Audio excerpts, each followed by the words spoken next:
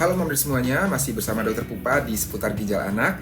Saya masih menjawab pertanyaan-pertanyaan dari mama dan semuanya yang masuk ke Instagram, YouTube, dan TikTok saya.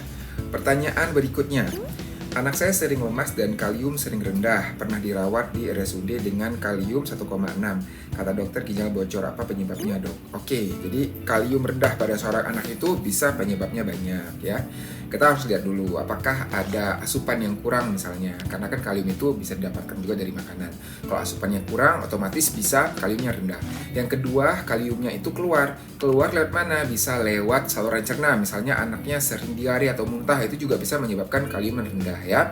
Tapi kalau asupannya cukup, kemudian tidak ada diare, maka baru berpikir jangan-jangan itu keluarnya melalui ginjal, yaitu melalui urin ya.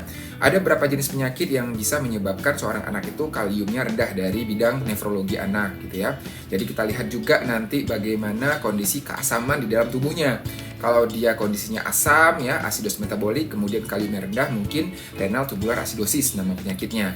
Tapi kalau misalnya dia ternyata darahnya basah, alkalosis metabolik, dan kaliumnya rendah, maka ada beberapa penyakit yang mungkin terjadi. Misalnya ada Gentleman syndrome, ada Bartter syndrome ya.